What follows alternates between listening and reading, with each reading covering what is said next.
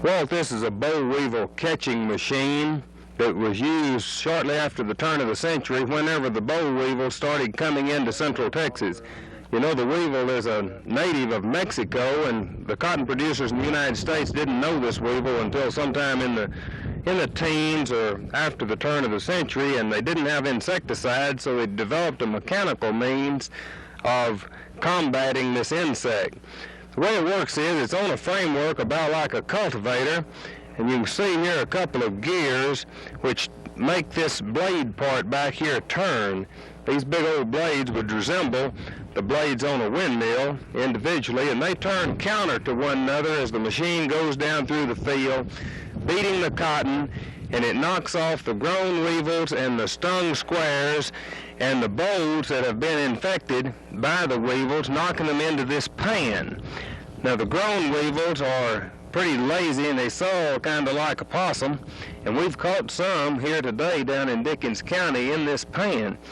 But the grown weevils will get knocked in here with all these leaves and stung squares that we've got in here, and some of the big bolls too that have weevils in them, and they'll hide in underneath there. And after the farmer's made a round or two, well, he stops and he dumps this in a barrel or he dumps it in a sack, and ultimately it's burned. The bolls, we've been cutting some of them open and taking a look inside, and we found that the ones that are being knocked off are weevil infected, all right. And the good ones hang on tight, and then the ones that are stung and have the grubs in them are weakened, and so they knock off, and it kind of helps separate them there. Well, that's pretty well the story of how the machine works, and people probably like to take a look at it. On the seat, we have Jim Allspaw. Jim's an old mule skinner from down in Slayton, Texas, and he was very helpful out in the mechanical engineering department at Texas Tech. He and Ben White with helping to restore this machine. And Jim's going to run this old blue mule that belongs to Wayne Wilson over at Rawls. This mule's name's Blue now. Now, that's an original name. That's sure enough the name, Blue. And Jim and Blue are going to give us a demonstration on how this boll weevil catcher works.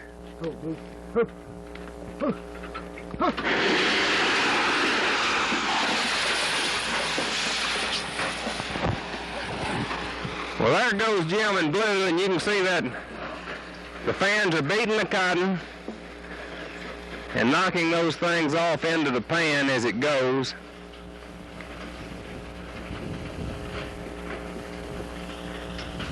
This machine was on a farm that I bought about 5 years ago down in Milam County, Texas, 5 miles south of Rogers, Texas, between Temple and Cameron. And my people have lived down there, as you know, for a long, long time, and no one knew what it was. It took me about 2 years to find out what that apparatus was, and finally I ran across a man by the name of Hiram Shaw. Hiram ran the machine on this farm in Milam County in 1922 and 1923, and he still lives down near Bartlett, Texas.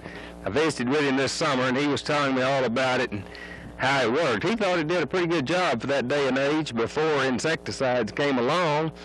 He said one remark he made was that whenever you went out in the fall to pick that cotton, that you didn't have any little 2-lock bolls, that every one of them that you picked was a full 5-lock boll, and that when the farmers and neighbors would come around there and take a look at those bolls that were being knocked off in there, they'd say, well, they're too big, they're knocking off too much good fruit, and they'd cut it open, and sure enough, it would be infected. Looks like Jim's got a little problem up there, the bits on old Blue. Blue might be smarter than Jim. You reckon that's what the problem is? The machine was used, it was bought new by Mr. Mahoney. The Mahoney's are a prominent family from Holland, Texas, and it was bought new by Mr. Mahoney and brought out to this farm and used those years. The farm was part of the old original Mahoney estate. My thinking was that a machine like this should go into the new museum that is being built at Texas Tech. It's going to be dedicated in November, I believe. And since Lubbock and this South Plains area is the greatest cotton-producing area in the world, that this type of machine should be preserved in the museum. Dr. Kingman at the museum has taken a look at it, and He's assured me that they would like to have this for display in the museum, so I'll be giving the machine. Today, in fact, we're going to present it to the West Texas Museum on the Texas Tech campus.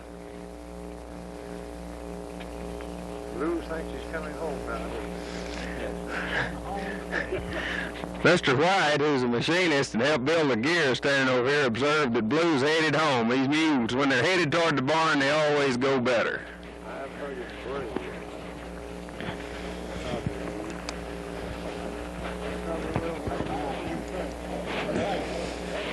This machine has caused quite a bit of comment down here in Dickens County today. Everybody that's been up and down the roads had to stop and take a look at it, including the Boll Weevil boys that are down here on this dipole spraying control program.